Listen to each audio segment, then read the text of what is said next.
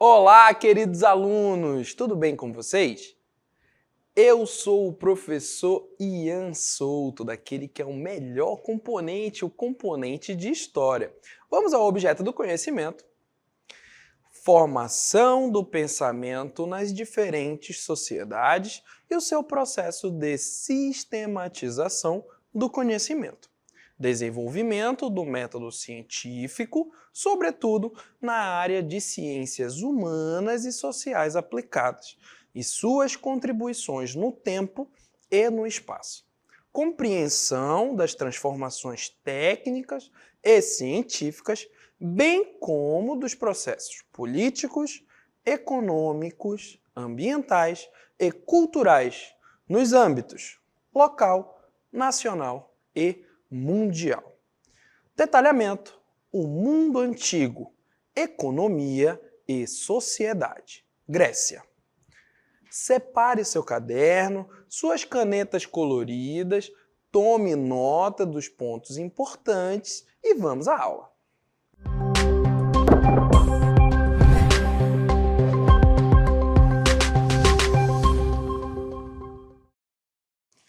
E olha só para onde o professor foi transportado, né? Viajamos no tempo, retornamos a alguns belíssimos anos, décadas aí, né? E chegamos na Grécia Antiga. E olha só onde estamos. Estamos no Partenon, né? Olha lá. A Grécia Antiga é uma das civilizações mais influentes e fascinantes, né, da história da humanidade, deixando, né, um legado que perdura até os dias de hoje. Na Grécia Antiga, né, floresceram grandes pensadores como Sócrates, Platão, né, Aristóteles. A arte, né, ela é notável nas esculturas, na arquitetura grandiosa, como podemos verificar aqui, né? E, principalmente, nas questões teatrais. Então, a Grécia Antiga, ela vai ser uma civilização extremamente importante para compreendermos não somente o mundo antigo, mas também a sociedade atual. Vamos lá. A Grécia, né, ela fica ali, o mapa da Grécia Antiga, né, ele ficava localizado na Península Balcânica, né, e você tem ali uma região de ilhas, né, as ilhas do Mar Egeu, e também, né, fazendo parte do litoral da Ásia Menor. Então, essa é a localização da Grécia Antiga, tá bom?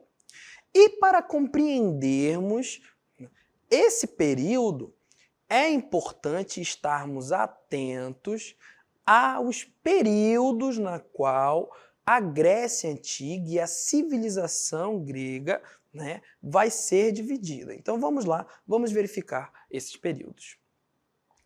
A história da Grécia Antiga, ela ficou dividida em 5 períodos. Olha lá, vamos verificar no nosso mapa. O primeiro período, que é um período pré-homérico, né? Que é o período ali de formação justamente, né, dessa civilização, tá bom?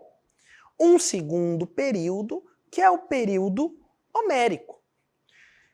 Esse período ele vai ficar, né, principalmente caracterizado pela organização gentílica ou os genos ou genos, tá bom? Na qual você vai ter justamente o início dessa organização, tá bom? Da civilização grega.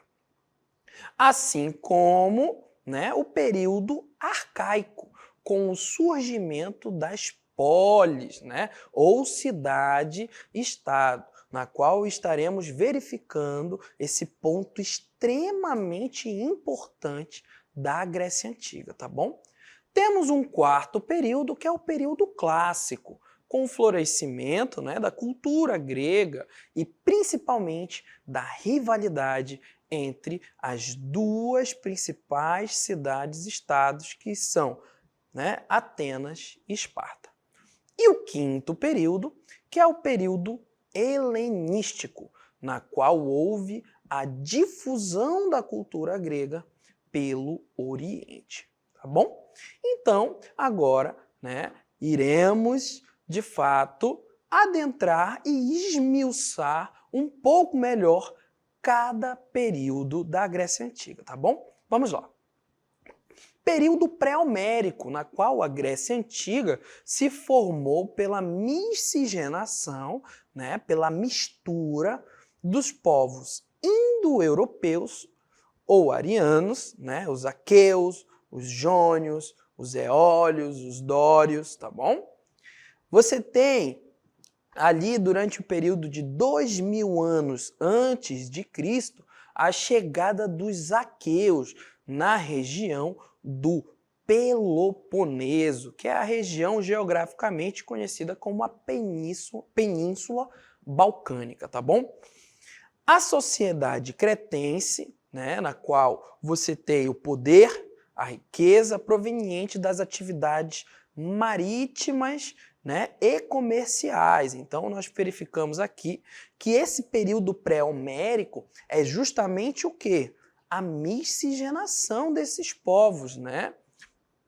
Assim como ali por volta de 1400 a.C., os aqueus conquistaram Creta e toda a região do Mar Egeu, tá bom? E por volta dos anos 1100 antes de Cristo, você tem um período de invasão do território da Grécia Antiga, na qual dará início àquilo que fica conhecido e fica para os anais da história como a primeira diáspora grega. Professor, o que seria diáspora, né? Você me pergunta. A diáspora é justamente essa movimentação em massa de um povo, né, de uma região para outra. Então, houve uma movimentação em massa do povo grego por conta da invasão, né, dos dórios. Então, fica marcada na história essa primeira diáspora, na qual nós podemos verificar aqui no nosso mapa. Olha só, né? Aqui as setas roxas podemos verificar a movimentação do povo jônio, dos jônios e dos aqueus, né? Na seta laranja podemos verificar, né, um outro povo, que é o povo Eólion, tá? E na seta verde, a movimentação do povo dório, dos dórios, né? Então, é essa primeira diáspora, né, que vai ficar conhecida na história da Grécia Antiga, justamente essa primeira movimentação. Lembrando que a Grécia Antiga é um território, né, muito vasto, então por isso você vai ter justamente essa divisão e essa miscigenação entre diferentes povos. Bom, esse, né, é um período marcado e chamado de pré-homérico, pois é nesse período que você vai ter a formação e a miscigenação, né, dentro desse território. E um outro período, o período posterior, vai ficar conhecido como período homérico. Olha lá, você tem agora, dentro do período homérico, a principal fonte, né, histórica, que são os poemas justamente do Homero, né? Por isso que você tem um período pré-homérico e o período homérico, na qual, dentro da Ilíada e da Odisseia, ele, com seus poemas, irá narrar a organização e alguns fatos históricos dentro do território da Grécia Antiga, tá bom?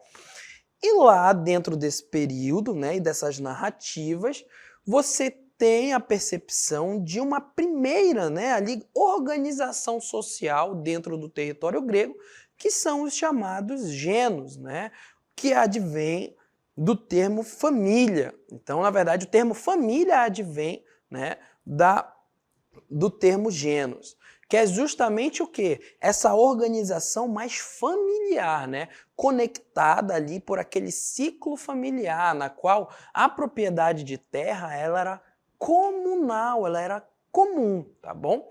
E você vai ter na figura de um líder, o pater, né? Daí você compreende a organização patriarcal, né? O homem mais velho dessa organização era o pater, tá bom? O declínio dessa organização, né, dos genos, ele vai vir a partir do quê? Do crescimento populacional. Então você vai ter um crescimento populacional e essa organização que ela é mais familiar, ela vai entrar em desequilíbrio, muito por causa do grande número de pessoas e também pelo consumo, tudo bem?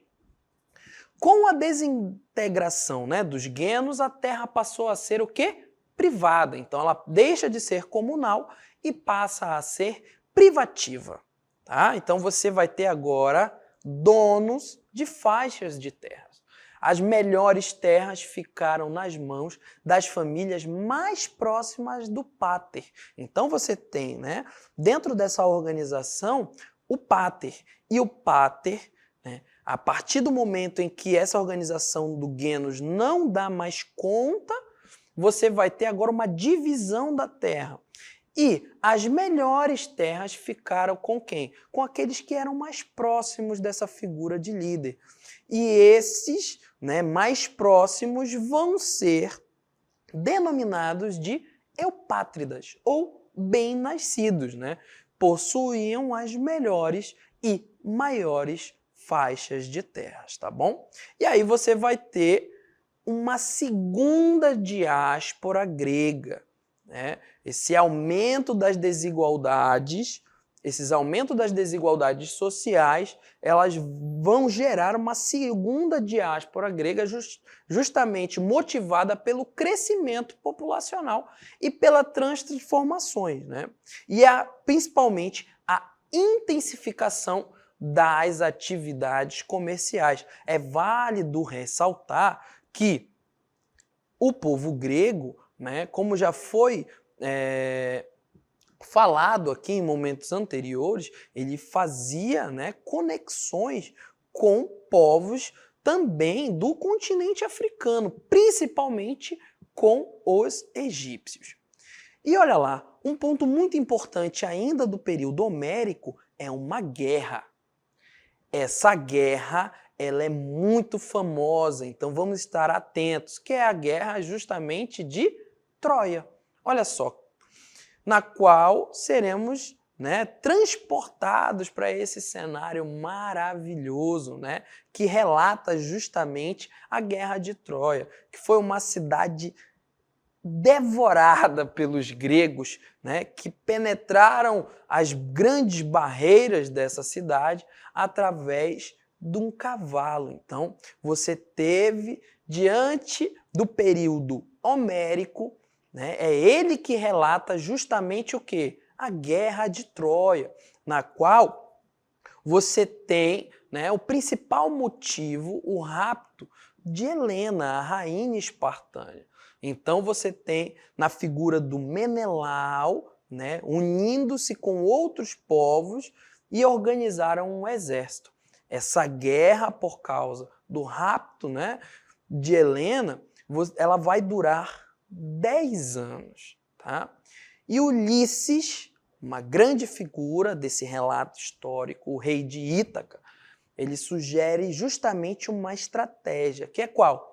A construção, né, de um elemento ali de madeira, né, de um presente, mas que era oco por dentro. Né? Então você tem, diante da Guerra de Troia, justamente o cavalo de Troia, que vai ser a figura emblemática desse período e que vai dar, né, origem justamente a um ditado popular, né, muito conhecido, que é o quê? Presente grego, pois é diante, né, desse elemento do cavalo de Troia que vai estar oco por dentro e cheio de soldados gregos que os soldados gregos conseguem penetrar, né, dentro do território e, após ali um período de comemorações da cidade, né, esses soldados invadem Troia, justamente, né, no momento ali de descanso, né, da cidade. E aí você vai ter um massacre, né, dos troianos. E esse relato vai ser feito justamente por quem? Por Homero. Então, é por isso que é muito importante, né, estarmos conectados com os principais tópicos de cada período, tá bom? Vamos lá, vamos seguindo. Após o período homérico, nós temos o período arcaico, né, na qual as atividades econômicas elas vão ser fortalecidas através do comércio e do artesanato. Você vai ter também um empobrecimento dos camponeses e logo você vai ter o quê? Conflitos sociais, né? A partir do momento em que uma parte da população ela começa a estar extremamente empobrecida, você vai ter conflitos sociais. Dentro desses conflitos, você vai ter justamente, né, um período na qual você vai ter um embate entre as principais cidades-estados, que serão Esparta e Atenas. Então, olha só, voltemos aqui, né, para o Partenon, esse que é, né, uma das figuras, né, e das construções mais emblemáticas da Grécia Antiga, que estava voltada justamente à deusa Atena. Então, retornamos para que possamos agora verificar o conflito entre as principais cidades-estados, né, que vai ocorrer justamente nesse período arcaico. Vamos lá. Você vai ter agora Esparta versus Atenas, né? Num primeiro momento, nós temos os povos fundadores. Em Esparta, né, extremamente ligada com os dórios, e Atenas com o povo dos jônios. Tá? Olha lá, a política em Esparta ela era extremamente ligada ao militarismo, tá? Olha lá, tome nota, isso aqui é muito importante, é um ponto muito importante da nossa aula, que é justamente o quê?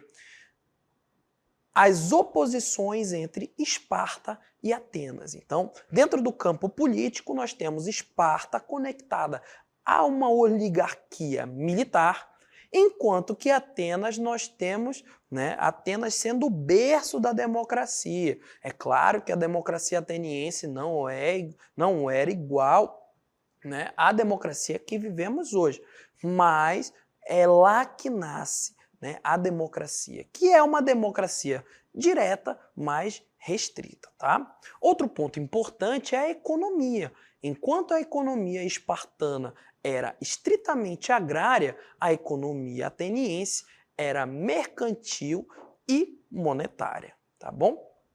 Dentro da concepção do trabalho, né, do trabalho forçado, você vai ter em Esparta a figura dos ilotas, né, que era basicamente ali, né, um ser comunal, né, que ele trabalhava de tempos em tempos, claro que forçadamente, tá? Mas ele não possuía, vamos dizer assim, um dono fixo, né? Ele era um bem do Estado, tá bom? Enquanto que Atenas você tem, né, já o escravizado mesmo, né, sendo um item, né, como podemos dizer assim, né, afinal de contas, esses seres humanos eram tratados mesmo como objetos. Então, você já tem a questão privada em Atenas, enquanto que em Esparta era uma figura estatal, tá bom? Em relação ao povo estrangeiro, nós temos em Esparta a xenofobia, que é a repulsa ao povo, né, estrangeiro, e em Atenas você já tem um acolhimento, tanto que eles eram eles possuíam, né, uma categoria, que era a categoria dos metecos, tá bom? No campo educacional, nós temos Esparta voltada especificamente para a guerra, afinal de contas, né? Era uma oligarquia militar, Enquanto que em Atenas nós temos já uma sociedade voltada para a construção do cidadão. Então esse termo, a questão da construção do cidadão, da cidadania, nasce justamente em Atenas, tá bom? Enquanto que a figura feminina das mulheres em Esparta, essa mulher, ela era voltada para o seu desenvolvimento físico e militar, afinal de contas, enquanto os homens e o exército espartano estavam em incursões militares, eram as mulheres que defendiam em sua totalidade, em sua maioria, os territórios espartanos, enquanto que Atenas, elas eram atreladas às atividades domésticas, atividades mais rotineiras. Então, você tem justamente essa diferença gritante entre as duas principais cidades-estados da Grécia Antiga, tá bom? E vamos verificar um pouco mais a respeito de Esparta. Esparta valorizava a autoridade, a ordem, a disciplina, tanto que se tornou um estado militarista, e não tinha muito espaço para a questão do intelecto, de ficar deleitando-se sobre leituras. Não, Esparta valorizava o físico, estratégias militares. A sociedade espartana ela era dividida em 3 categorias. Os esparciatas, que possuíam as terras mais férteis, os periecos, que eram os homens e mulheres livres, mas sem direitos políticos, e os ilotas, que eram aquelas pessoas escravizadas, geralmente, eram prisioneiros de guerra, mas que possuíam a característica de ser um bem estatal e não ser um bem privado como em Atenas. E nós temos a forma de governo, a diarquia, pois nós vamos ter 2 reis, um com a função militar e outro com a função religiosa, tá bom? Essa educação, a sociedade espartana, de um modo geral, ela era toda voltada para o militar, tá bom? Enquanto que Atenas, você tem o quê? O domínio, durante muito tempo, o comércio, a evolução política, Você tem diversas formas de governo diante de Atenas. Então você percebe Atenas uma cidade mais flexível, Você teve monarquias, oligarquias, inclusive tiranias e também a democracia, Atenas ela simboliza justamente o esplendor cultural da Grécia Antiga.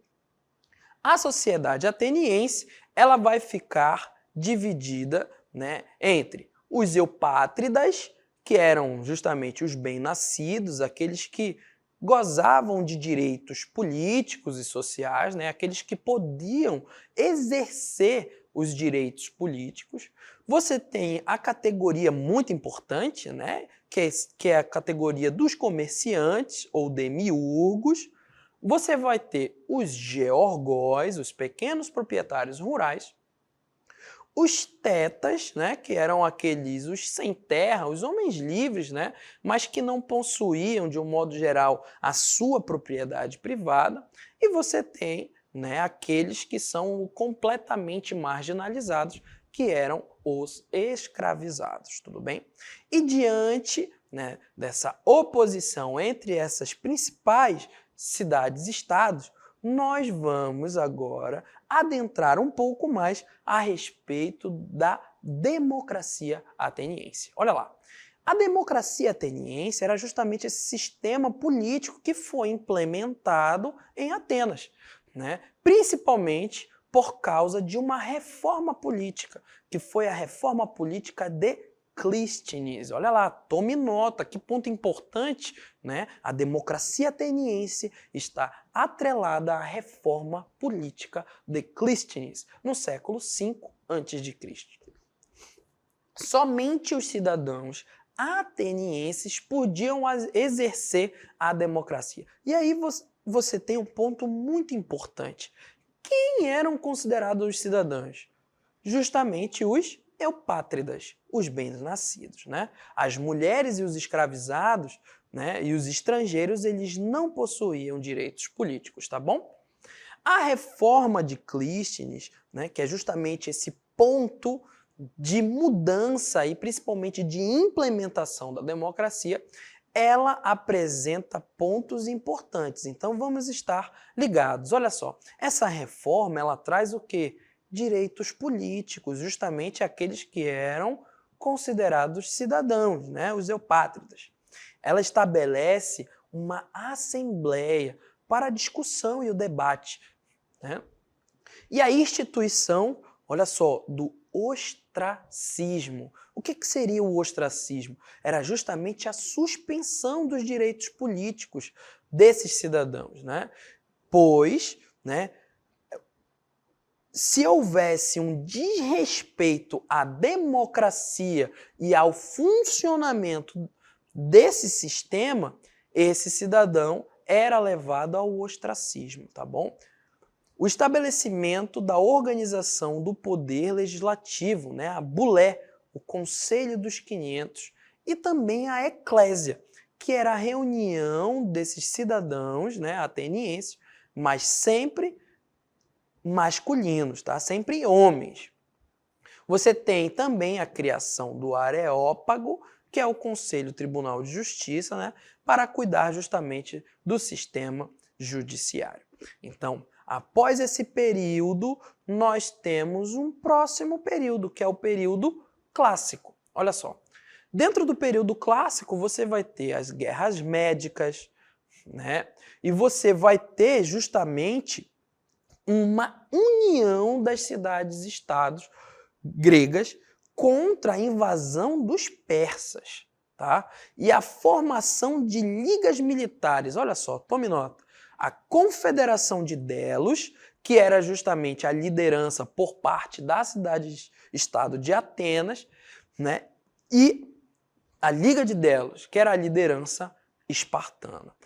E essas lideranças elas ocorreram por causa de uma guerra muito importante, que foi a Guerra do Peloponeso, que foi um conflito entre as cidades-estados gregas, Atenas e Esparta, tá bom? Essa guerra ela foi vencida por Esparta, mas o seu domínio, né, o seu domínio sobre a Grécia não durou muito tempo. Os espartanos não conseguiram impedir a invasão dos macedônios, tá bom?